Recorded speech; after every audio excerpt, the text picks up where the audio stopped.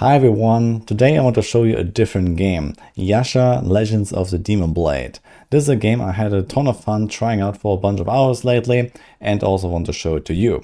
I want to highlight that this is a sponsored video. I don't really release many of those here on my channel, but here and there is a cool game showing up and this is one of them. I had a ton of fun playing this and I want to share it with you. But what is Yasha Legends of the Demon Blade? Well, it's a roguelite slash JRPG set in the Edo period with a lot of cultural inspiration and some fantasy mechanics. It's an action-packed and quite challenging roguelite, and I've spent a few hours trying out the various combos with the different characters that you can play, which all feel distinctively different. There are 3 separate characters available that all have their own moves and feel very different to play. And not just that, but as you progress through a run, you can also then upgrade special abilities of your weapons. In fact, you can even go to the forge and smith more weapons so that there's actually a lot of different playstyles available. So as an example, I was doing my first run with Shigori and I didn't go very far, but I did get a few things that then improved my second run,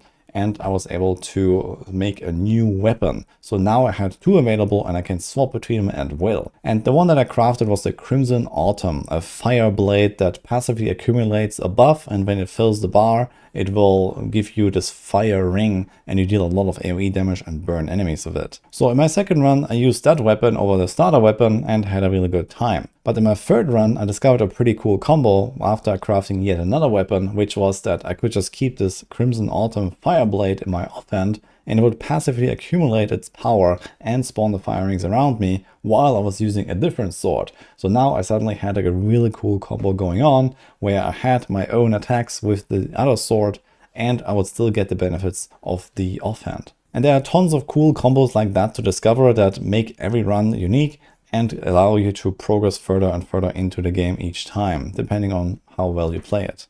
The combat itself also feels really fluid and fun. There are various attack combos you can do and weave together. There's light attacks, heavy attacks, a dash combo you can do, parry combos and so on. So lots of really good stuff going on here. And if you're worried that this is hard to learn and difficult to get into, it's not. You actually have a little tutorial when you start out the character for the first time that quickly teaches you in like 2 minutes how to play it, and then it's all about trying to get the right muscle memory, weave things together, discovering the combos, and you can also try to focus more on, for example, the light attacks, or more on the heavy attacks, or more on the parrying, depending on the upgrades that you get for your weapons, because you can unlock special perks, extra power for certain combos, and that also makes the gameplay much more varied and rich. It's certainly a game that incorporates the concept of easy to learn, hard to master. For example, in my first one, I was absolutely getting shredded by the monsters, even in the starting area, because I had no clue what they were doing.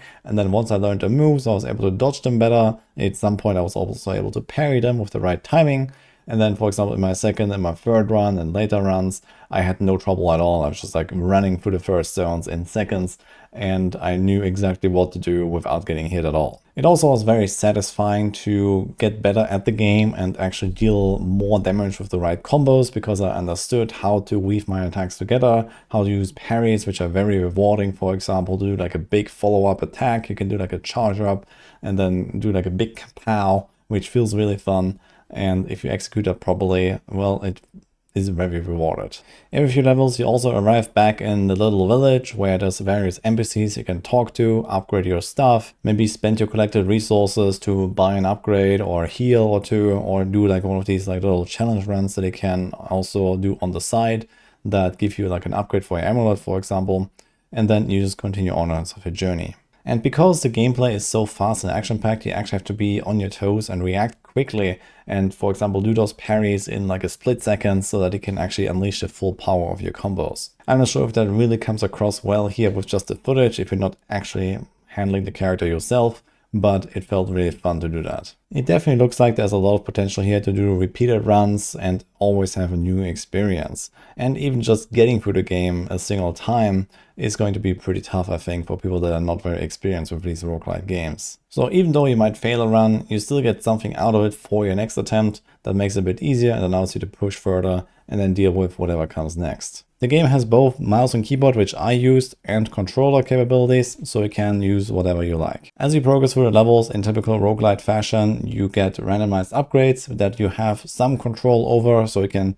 choose certain outcomes, you can refresh the outcomes sometimes, or salvage them for example, gold, and then find a vendor later to try to get exactly what you want. But no matter what, the outcome will always be a little bit different because of the RNG of the drops. And no two runs that I've tried really felt anywhere close to the same. But the sword and its upgrade is not the only thing you can look forward to improve your character in a run. There are also permanent upgrades that you can unlock with your character. For example, when you fail a run, you will have earned a certain amount of points, and then you can spend them to make the next run easier and go further than before. And also inside of a run, you can find various other upgrades. There are amulets that give you powerful boons. There's ramen that can give you like a permanent stat buff, and a bunch of other things. And for those of you that really enjoy the lore in such games, there's actually a lot of it. You can skip all of the dialogues and cutscenes if you want to, but there's also this tale of the nine-tailed fox. And without spoiling too much of the story, there is this balance between the humans and the demons that has to be upheld and is currently threatened,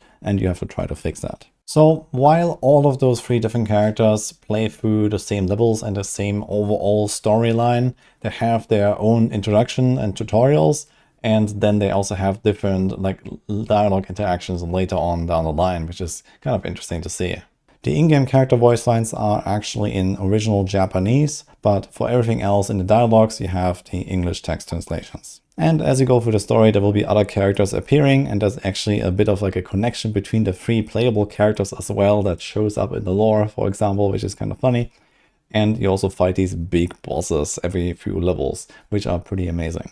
All in all, the game felt really polished and fun to me, so I think it's worth checking out, and I might try to go back and finish the entire run. The good thing is also you can have multiple ongoing runs that you can pause at any time. The levels are relatively short, so you can always just jump out and come back later, and you can also even have multiple characters at the same time and progress each run individually. I spent most of my time on Shigure, which is the samurai lady basically. And there's also the lion bow guy that can weave like melee and range attacks together. And then Sarah, the demon girl, that is like really agile and jumping around all the time. And that's it for my overview of Yasha, Legends of the Demon Blade. It's a nice little game, so check it out if you're interested. It's down in the description or in the pinned comment. Like and subscribe if you enjoyed this video, and I'll see you guys next time.